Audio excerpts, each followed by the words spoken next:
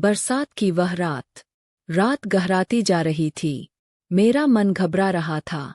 भैया भाभी आज सुबह मुन अंधेरे ही उज्जैन के लिए निकल गए थे। बुआ ने उज्जैन से फोन किया था। आज श्रावणी सोमवार है। आज के दिन महाकालेश्वर के दर्शन का बड़ा महात्म्य है। हो सके तो आ जाओ। दर्शन तो एक बहाना था। बुआ जी की नज़र में मेरे लिए कोई लड़का था।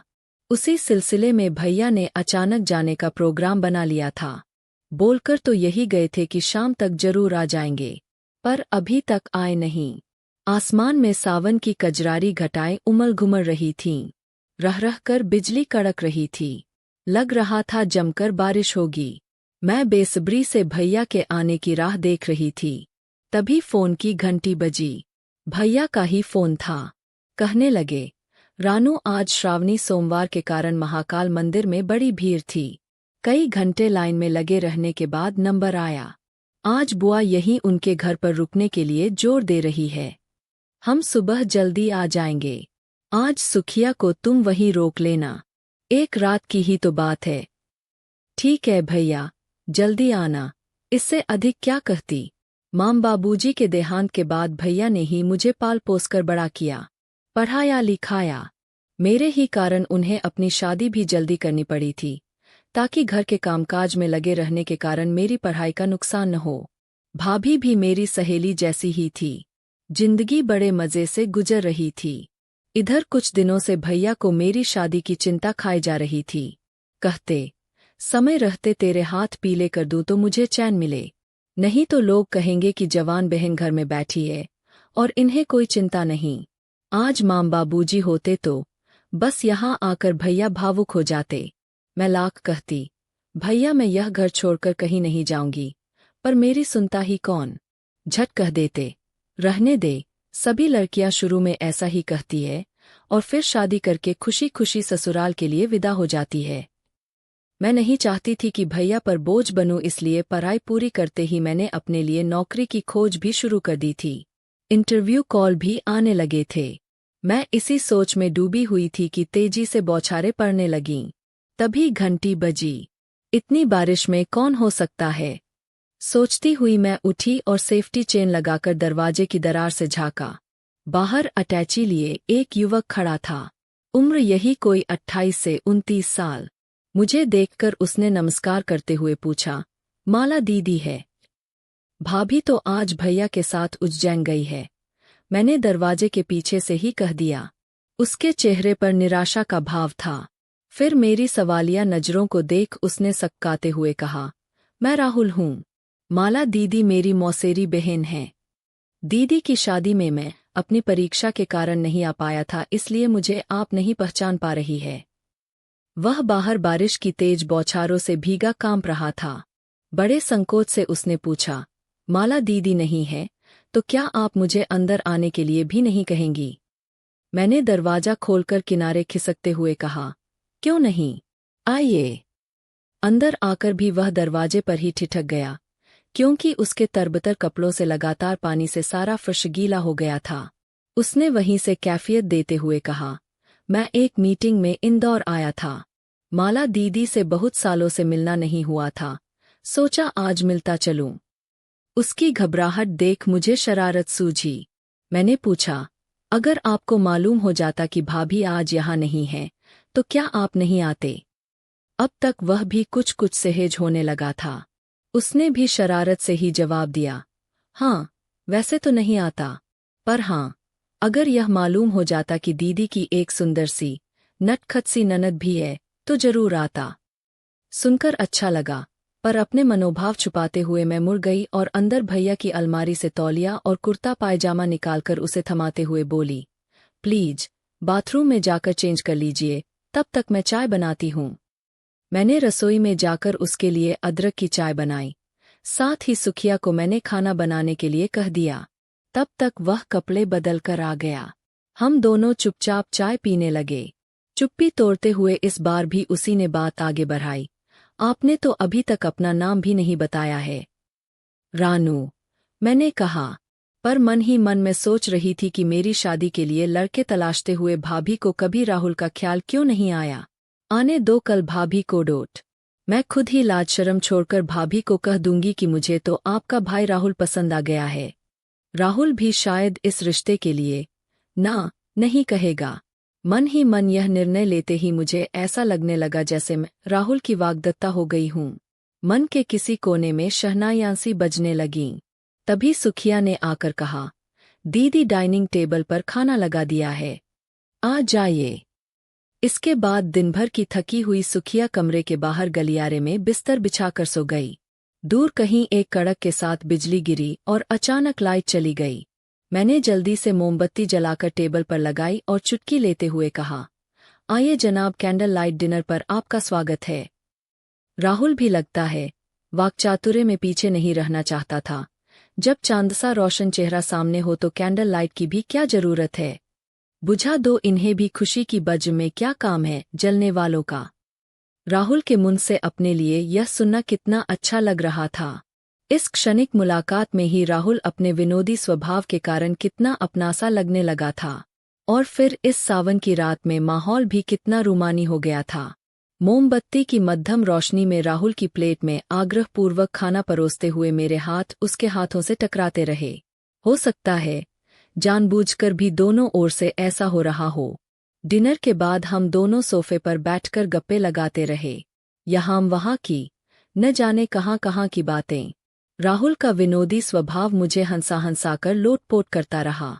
मुझे याद नहीं मैं कभी इतना खुलकर हंसी हूँ। बातों में मशगूल न जाने कब राहुल की बाहें सोफे के पीछे से हौले हौले मेरे कंधों को स्पर्श करने लगी, मालूम ही नहीं पड़ा। और झूठ क्या बोलूं, मुझे भी यह अच्छा ही लग रहा था। इस श्रावणी रात में मानो मैं स्वयंवरा बन गई थी। बस कल भैया भाभी के आते ही इस संबंध पर रिश्ते की मुहर लगवाने में देर नहीं करूंगी। राहुल की आंखों में जो नशा उतर रहा था उससे लग रहा था कि भी उसकी पसंद पर खरी उतरी हूँ। इधर मेरी ओर से कोई प्रतिकार न होता देख राहुल और करीब आता जा रहा था। पर तभी एक झटके से मानो नींद से जागी। मेरे संस्कारों में शादी से पहले इस तरह के संबंध बनाना गवारा नहीं था। मैंने उसे और आगे बढ़ने से रोकते हुए कहा, नहीं राहुल, अभी नहीं, कल भैया भाभी आ जाएं। पहले वे इस रिश्ते को ओके कर दें, फिर बारात लेकर आने में देर न करना, समझे? मैंने उसके कान खींचते हुए कहा। राहुल को जैसे कोई करंट लगा हो। बगैर कुछ कहे वह एकदम से उठ खड़ा हुआ और दरवाजा खोलकर बालकनी में चला गया। मैंने सुखिया को गहरी नींद से जगाया और अपने कमरे में सुला लिया। राहुल बाद में वहीं ड्राइंग रूम में सोफे पर आकर सो गया। पर मेरी आंखों में नींद कहाँ थी। मन ही मन राहुल को लेकर सपने बुन रही थी। लग रहा था मुझे मेरी मंजिल मिल गई है। कुछ ही घंटों में राहुल मुझे कितना अपनासा लगने लगा था। भैया भाभी की ओर से इस रिश्ते को नकारने का तो कोई सवाल ही पैदा नहीं होता। कल्पनाओं में मैं राहुल की परिणीता बनी इतराती रही। सुबह सुबह थोड़ी झपकी लगी होगी कि मैं अचकचाकर उठी। बारिश थम चुकी थी। सुखिया किचन में रात के बर्तन समेट रही थी।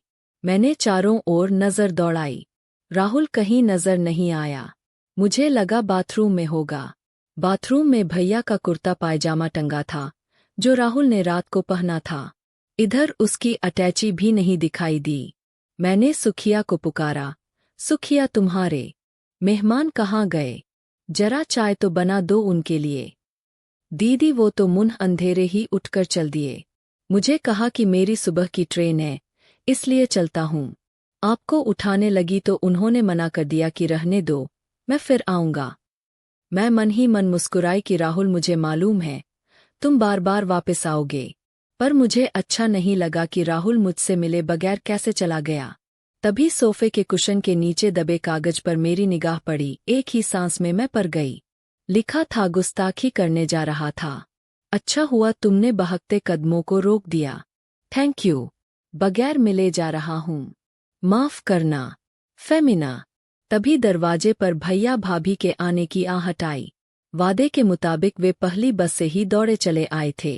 बहुत खुश नजर आ रहे थे। आते ही भाभी ने उत्साह में भरकर कहा, रानू जल्दी से नहाकर तैयार हो जाओ, लड़के वाले आज ही तुम्हें देखने आ रहे हैं। मैंने उन्हें लंच पर बुला लिया है। सब साथ ही मिलकर खाना खाएंगे। फिर भाभी मेरे उत्तर की प्रतीक्षा किए बगैर किचन में घुस गई और सुखिया को बताने लगी कि आज खाने में क्या क्या बनेगा। मेरी बात सुनने की भाभी को फुर्सत ही नहीं थी। मैं अपनी बात कहने के लिए उनके पीछे पीछे घूमने लगी, पर भैया के सामने कहने की हिम्मत नहीं हुई। जब भाभी कपड़े बदलने अपने कमरे में गई तो मैं भी उनके पीछे पीछे चल दी। समझ नहीं आ रहा था कि बात कहाँ से शुरू करूं। बड़े संकोच से मैंने कहना शुरू किया, भाभी, कल आपकी मौसी का लड़का यहाँ आया था। हाँ, क्या नाम है उसका? मैंने बनते हुए पूछा। कौन, राहुल? कैसे आना हुआ उसका? अकेले ही आया था या उसकी बीवी भी साथ थी? भाभी ने साड़ी को तह करते हुए पूछा। राहुल की बीवी? सुनते ही मैं मानो आसमान से जमीन पर आ गिरी। भाभी मेरी ओर पीठ किए अलमारी में से कपड़े निकाल रही थीं। उन्हें मेरी इस हालत का बिल्कुल अंदाजा नहीं था, पर मैंने जल्दी ही अपने आप को संभाल लिया और कहा, आया तो अकेला ही था। सुखिया ने बढ़िया खाना बनाकर खिला दिया था। रात को वहीं सोफे पर सो गया और सुबह न जाने कब चला गया। मालूम ही नहीं पड़ा, जाते समय मिलकर भी नहीं गया। मैं बड़ी सफाई से सारी बातें छुपा गई। अब कहने को क्या बचा था? कोई बात नहीं, उससे तो मैं बाद में निपटूंगी। चल अब तू जल्दी से तैयार हो जा। आज मेरी यह गुलाबी सिल्क साड़ी पहन लेना, तुझ पर बहुत खिलती है। कहते हुए भाभी ने पलंग पर साड़ी रख दी और कमरे से निकल गई। मेरे सर पर हजारों हथौड़े बरस रहे थे। मुझे गुस्सा आ रहा था कि राहुल ने मुझसे यह बात क्यों छुपाई कि वह शादीशुदा है। हाँ, पर मैंने ही उससे यह कब पूछा था, या उसे यह सब बताने का मौका ही कहाँ दिया? यह भावनाओं का ज्वार था या मौसम का खुमार, या अचानक मिले एकांत का लाभ उठा लेने का लोभ, या फिर मेरे अंतर्मन में छुपी यह भावना कि जल्दी से जल्दी मेरी कहीं शादी तय हो जाए ताकि भैया मेरी चिंता से मुक्त हो जाएं। क्या यही सोचकर मैं इस श्रावणी रात में स्वयंवरा बनने को आकुल हो गई थी? पर राहुल स्वयं शादीशुदा होते हुए मौके का फायदा नहीं उठा रहा था क्या? मुझे खुद पर गुस्सा आ रहा था कि क्यों मैंने एक अजनबी पर इतना विश्वास किया कि उसे जीवनसाथी बनाने के सपने देखने लगी। पर फिर भी अभी तो कुछ नहीं बिगड़ा था। मैंने खुद को एक फिसलन भरे रास्ते पर फिसलने से रोक लिया था। इस अनुभूति से मुझे जो राहत मिली उसे मैं बयान नहीं कर सकती। साथ ही रात की उस घटना ने मुझे यह सबक दिया कि कभी भी, कहीं भी, कोई भी, किसी भी रूप में हमारा फायदा उठा सकता है। उसका प्रतिकार करने का हमें साहस होना चाहिए। मैं न जाने कितनी देर तक इसी अंतर्द्वंद्व से जूझती रही। तभी भाभी ने आकर कमरे में झाँका। अरे रानू, तू तो अभी तक वैसी की वैसी बैठी है, कब तैयार होगी? देख, वो लोग तो आ भी गए हैं। ड्राइंग रूम से मेहमानों के आने की हलचल की आवाजें आ रही थीं। मैंने गुलाबी सिल्क की साड़ी पलंग से उठाते हुए कहा, बस भाभी, मैं जल्दी से तैयार होकर अभी आई।